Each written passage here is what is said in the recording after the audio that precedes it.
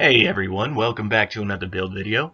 My name is Hexers, and today we'll be covering an effective build for the new Elder Dragon Kulve Taroth. Now, I don't usually do ranged weapons, but I have received quite a few requests for one, so I figured with the timing I might as well do one before the event expires.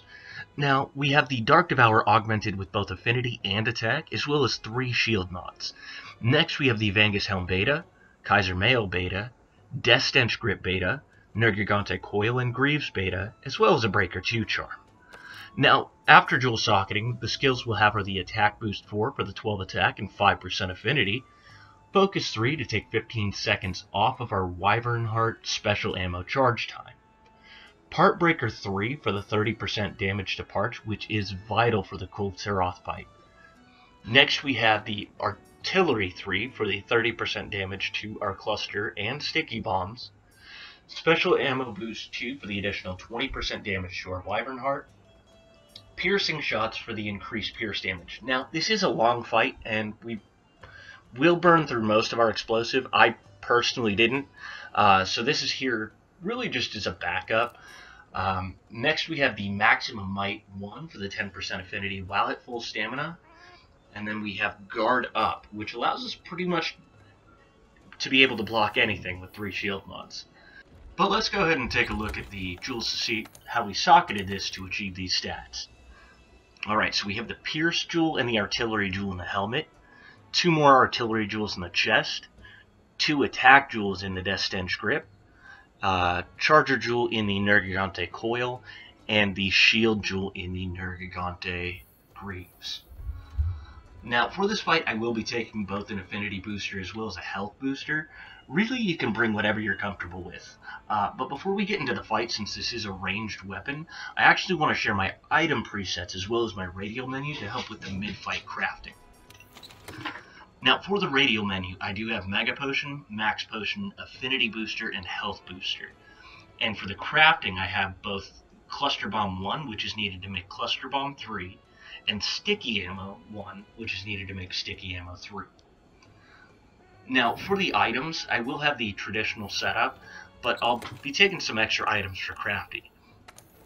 Now, specifically, we'll have the Blast Nut, Bomb Berry, Blaze Nut, and Gunpowder level 3.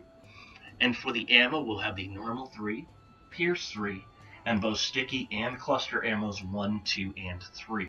But with all that being said, let's go ahead and see how this build fares against the Kulve Taroth Siege.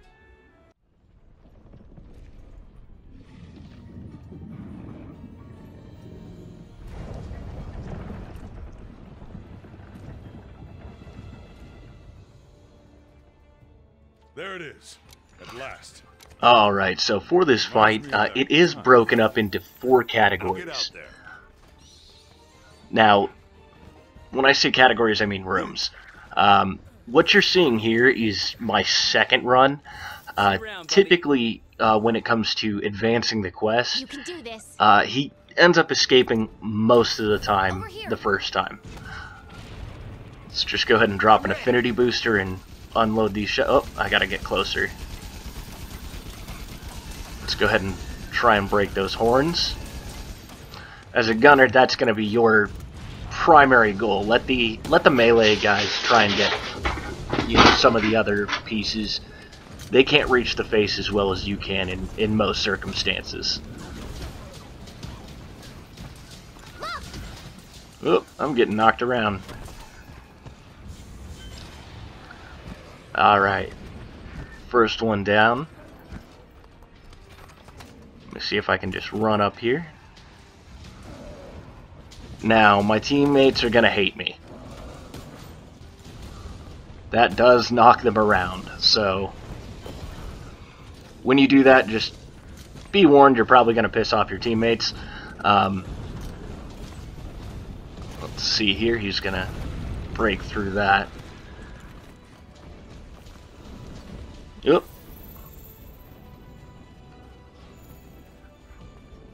Now, another recommendation I will make, turns out, really you don't need 3 shield mods. It sure helps for when the fire... Oh, let's knock these down. It really helps for blocking, like, the fire, just because it reduces the amount of stamina the damage that you take. And, oop, I am not close enough. Whoops. Sorry, guys. Like I said, you're probably going to piss off your teammates, but it's because we can do crap like that.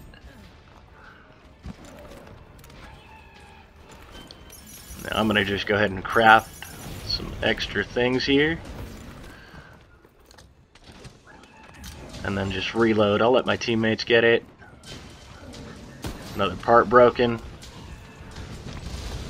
Oh, piss everyone off again. And then we're just going to put this away. Now, I'm going to go ahead and edit this part out. We're just going to go straight to the second area because we ended up chasing him all the way through. So really no point in, you know, showing the recording of me just running around chasing him down.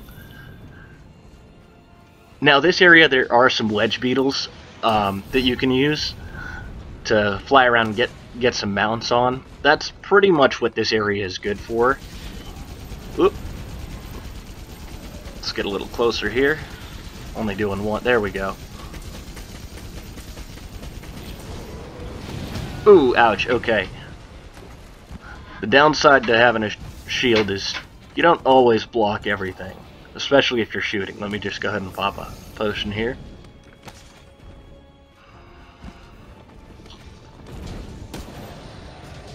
And sorry guys. Oop, nice.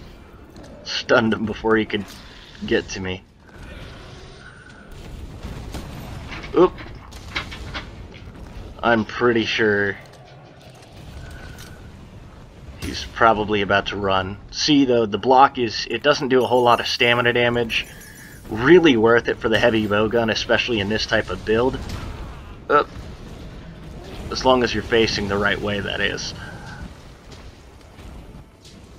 Let me just go ahead and walk over here. Oop. Let me go ahead and reload.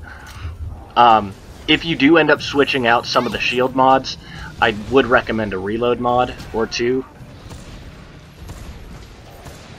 Just to kind of help with some of those situations. Let's go ahead and pop another cluster here.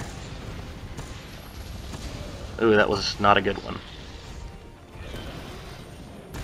Oh, forgot to reload.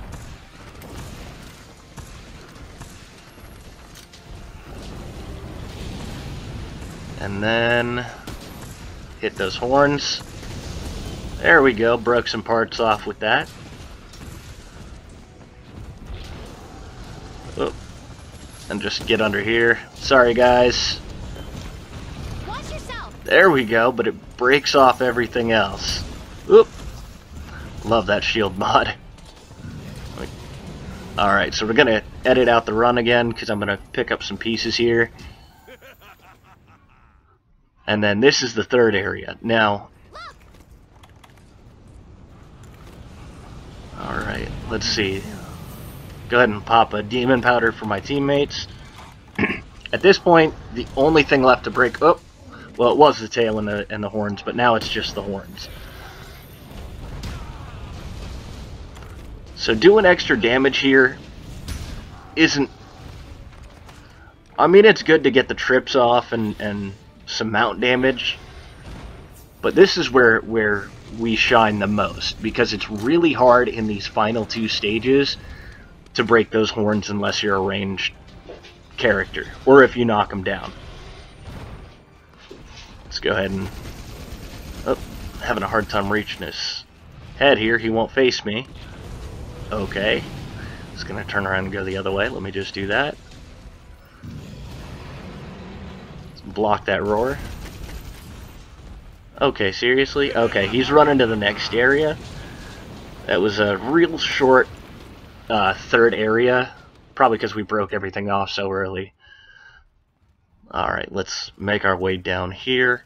Somebody did already beat me down here. Now get out there and show us how it's done. So let's go ahead. Drop an affinity and health booster here. Oh, he's moving too far away though, so let me go ahead and load this in and... Oh, he's too far. Oh, sure, now you want to come over here.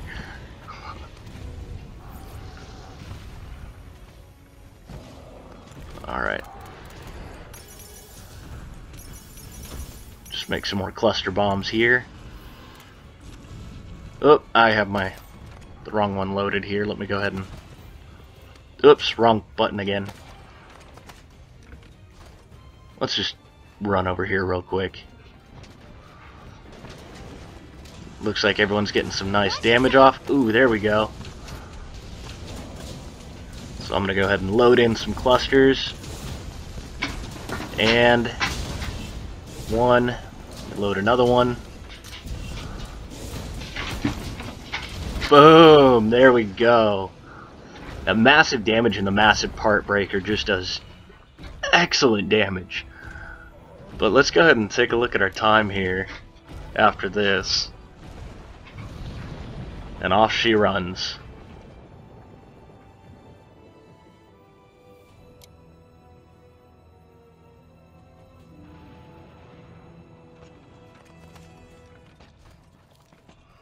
Alright, just gonna make my way over here and get my carves off.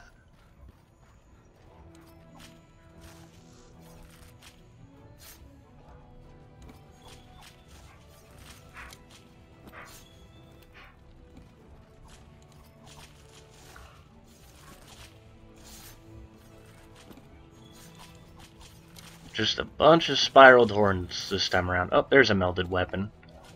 Alright, what was our time?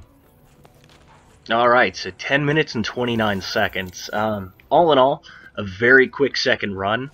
But I want to thank you all for taking the time to watch my video. If you did enjoy the content, please like and subscribe. Also, if you have any requests, feel free to leave them in the comments below. And as always, happy hunting!